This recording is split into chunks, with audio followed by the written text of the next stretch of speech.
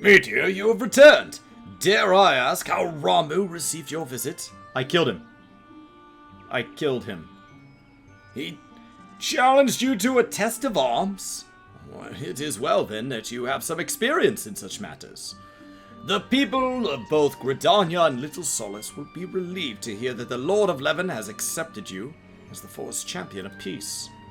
You have performed a monumental duty this day, Meteor. The Elder Seedseer must be informed of your deeds at once. Okay. So I just go like brag to her myself, or you do it? Maybe you do it? The Elder Seedseer will wish to hear of your experiences firsthand. Pray return to Gridania and make directly for the Lotus Stand. The Conjurer at Nafika's altar will be expecting you. Fare you well, Meteor. Alright. Spent a lot of time in the Lotus Stand. I really like this chair. It lets me, like, stretch my... Otherwise you get all hunched over and this all gets sore. So it lets you kind of, like, get your shoulders back.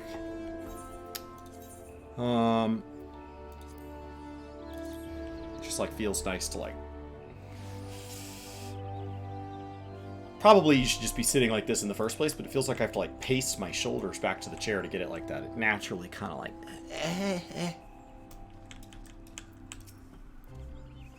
Welcome back, Honored Scion. We who knew your mission have been most anxious to see you return. The Elder Seedseer awaits you within.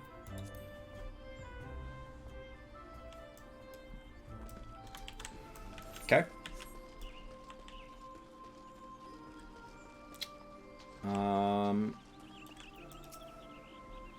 Voiced.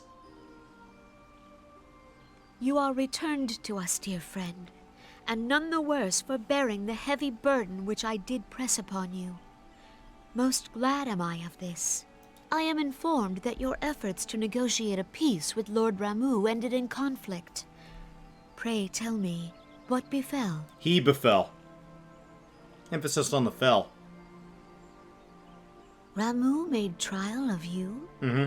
Well, no, I made a trial of him. I fear there is truth to his claim. It is the darkness within us that attracts the darkness without.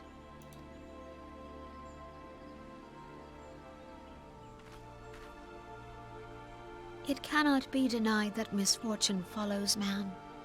For evidence, one need only look to the conflict brewing in Cartano, or to the rising flood of refugees. Our shared struggle against the Empire should have served to seal our union. Yet the ties which bind the Alliance strain under the weight of gross self-interest. As the scars of the calamity begin to fade, so too does our sense of common purpose. Yet now is scarce the time to forget our shared responsibility. If this new-sprung realm is to survive beyond its infancy, it must needs be nurtured by all. Eorzea must be as one, yet I fear that dream is still far off.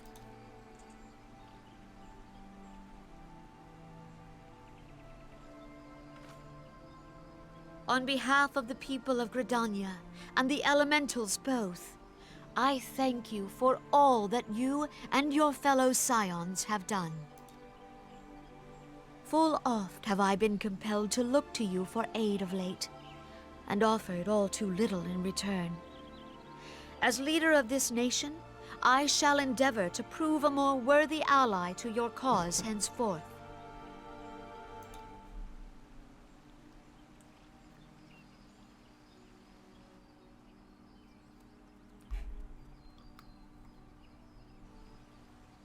Lord Ramu has departed, yet the keening of this ill wind grows no less insistent. Voices of the forest, pray speak and I shall listen.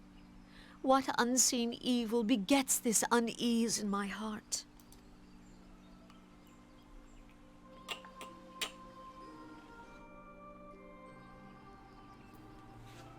Alright. So now we have more of an ally, and we're allowed to stay in this time, I think.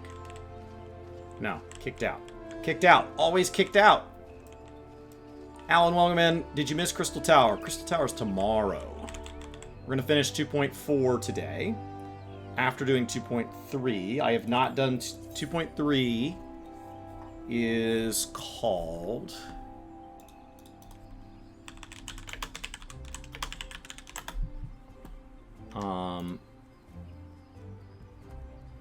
patch 2.3 is called Defenders of Eorzea. So the last one was called Through the Maelstrom. This is 2.2. So when I finish 2.3, which will be Defenders of Eorzea, I will move into 2.4, which is called Dreams of Ice. And once I have that achievement, that is our goal for today. We may do a little bit more in addition to that. We'll see. We've got some other side contests and stuff that need to get side quests that need to get done. But that'll be all the big stuff for the day. And then after that, it'll be time for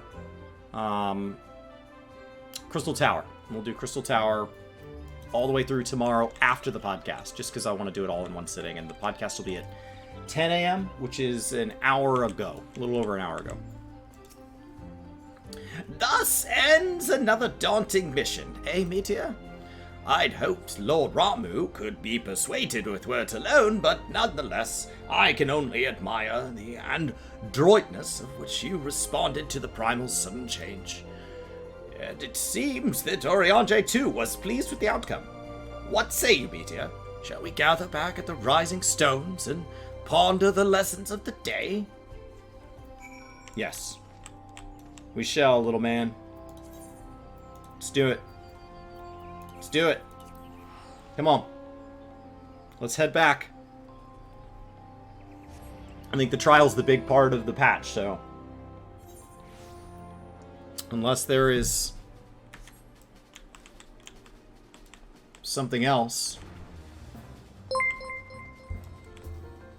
Unless there's something else to 2.3... I think that we basically finish all this up. What little gods are made of? I know it'll be on the last quest of the patch when the patch name is the quest name. So Defenders of Eorzea is what we're looking for.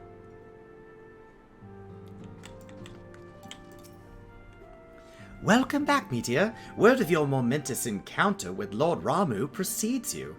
I would fain share news of my own, but Oriange's discoveries must take precedence. Upon witnessing your defeat of the Lord of Leven, our learned companion was struck with a profound insight regarding the nature of the Ascian's immortality. Let us assemble and discuss his observations together.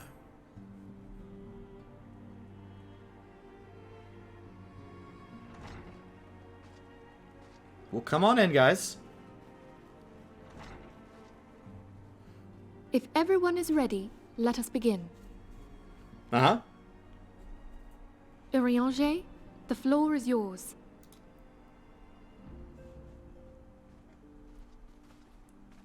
As all here assembled now know, in its final hours as our Order's headquarters, the waking sands did play host to a most unexpected visitor. I speak of the Ascian clad in white, Elidibus. Unwelcome though his presence was, his words that day did serve to confirm a truth long suspected, that the Ascians are eternal beings, to whom physical destruction is as a temporary inconvenience. In the intervening time, Oriange and I have striven to discover a means by which the Ascians might more permanently be slain. And 'tis my belief that we have found the thread that will allow us to unravel the twisted skein of their existence. Watch their heads if she talks again. They all pivot. In the moments prior to Leviathan's most recent manifestation, the Sahagin elder who summoned him was observed to undergo some manner of ascension. The etheric readings taken by Y'shtola at the time of this transfiguration have proven most enlightening. The disruption to the flow of ether was sudden and dramatic. So tangible was the agitation, I scarce had need of my goggles. The significance of Yashtola's readings might better be understood in the context of mine own, taken at the instant of the Lord of Levin's demise. Unlike the Primal, the Sahagin was not subject to etheric dissipation. Before discussing our new discoveries, it may benefit us all to recall what we know of etheric behavior. Yes. Wholeheartedly. Could we go to Charlane and learn it on a chalkboard? I found that most helpful. Let us begin at what some might call the end. When we who dwell in the material realm die, our spirits dissolve into the flow of ether and are returned to the ethereal realm. In turn, the restless energy which suffuses that plane streams back into our world, giving rise to new life. Okay. 'Tis as the heavens did decree, the way of all mortal souls. Okay. Twixt this world and the next do the ethereal currents swirl, bearing the very essence of life. Thus doth the cycle of birth, death, and rebirth continue unabated. Primals behave somewhat differently. In order to manifest and then maintain a physical presence in this realm, they must consume vast quantities of ether, most often in the form of crystals. Though they may seem to live, their flesh is but ether given shape.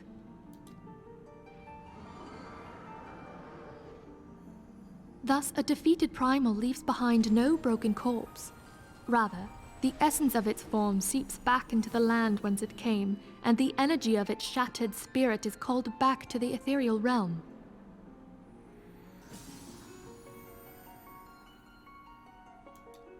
And there it waiteth, till next the prayers of the faithful do draw it forth from the sea of ether, to take their offering of crystals and make for itself a new body.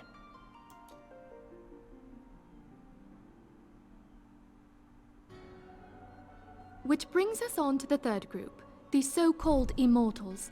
They exist in a manner all their own. Quite.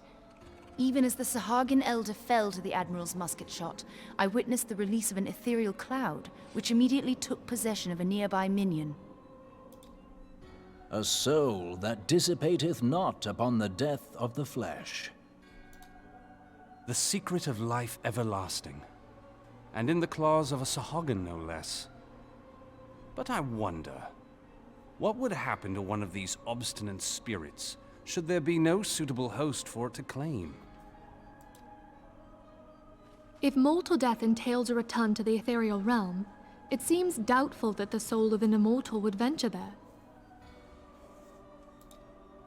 Nay, it merely withdraweth a distance, unto the shore of the ethereal sea, perchance, but no further. Yes, it exists in neither this realm nor the next, abiding instead in the space that lies between them. It could be their etheric density that causes this. We've learned enough about the way like memory works with the etheric sea that it could be that they are unsundered, that slows the rate at which they're absorbed and kind of leaves them in this in-between state. The Ascians took control of Thancred by means of a crystal of darkness, an artifact which, if our theories are correct, serves as a gateway to the place I have just described. I was hoping people had forgotten about that. I am sorry, my friend. We'll never For a forget. mercy, the weary road of our research hath brought us unto an answer. The Sahagin ascended to an immortal state, but he did not possess a crystal of darkness through which to flee this realm. Thus was he consumed by Leviathan. So we think the crystal is the answer, not that they're unsundered. If we could entrap the spirits of defeated Ascians in like manner, and thereby deny them resurrection,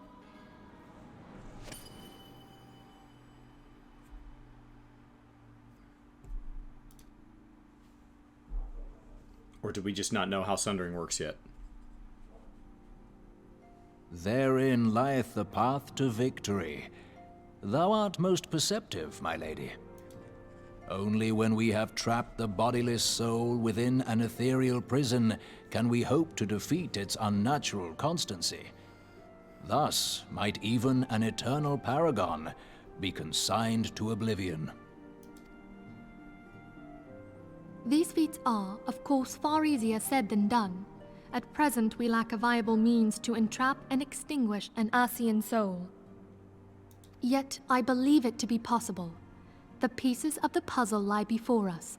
We have but to put them together.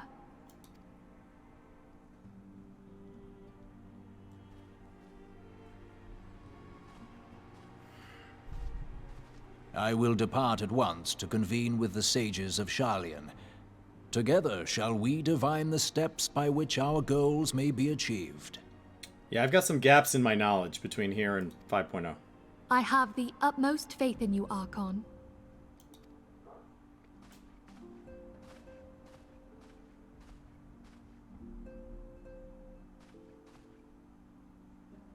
Beg pardon, antecedent, but I would raise one final matter. Even now, a Sharlayan survey party seeketh to ascertain the fate of the students of Baldessian. Their findings shall soon be known to us. Though you harbor feelings of dread, I bid you surrender not to sorrow, but abide instead in hopeful prayer. I shall, Archon. Thank you.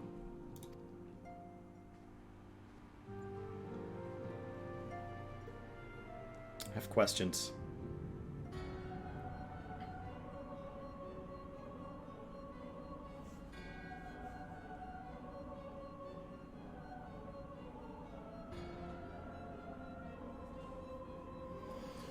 The Lord of Levin is returned to the Aether, as was Leviathan before him. Ramu's acquiescence was most intriguing. Inferno, Vortex, Crag, Whirling Levin, all now have been humbled by the Bringer of Light. The limitless power of man, Heidelin's servant, grows mightier by the day.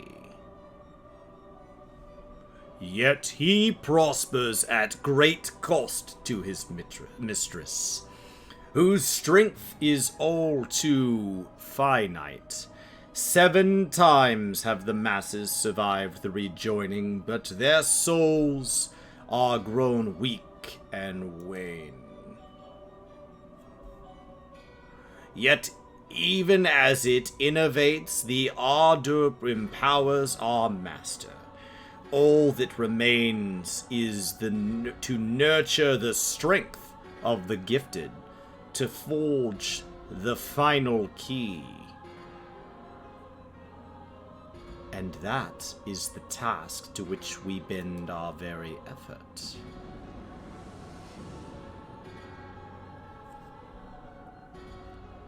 Divine seeds were ever wont to quicken in Eorzea's fertile soil. We need only lead men to the field. By their eager hands shall a new deity arise. That which has shattered shall be made anew, and the one true God shall come again.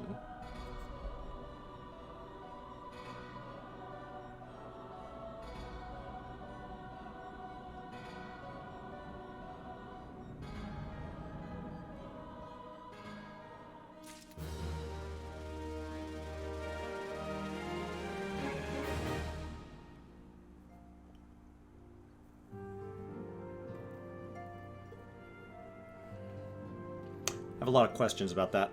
I assume they'll be answered. That was like an enormous amount of revealing. What quest is this? Guardian of Eorzea. Oh, man. Okay. Your soul looks different? Yeah, everybody looks different. They all have different voices, too. Power, welcome in. glad you're catching the stream. Have I been enjoying the new Drug quests? Yes, I did them twice yesterday. I'll do them again twice tomorrow. Once before a reset and once after. That was a huge, just like, mic drop moment. Just like, yeah, deal with it. What?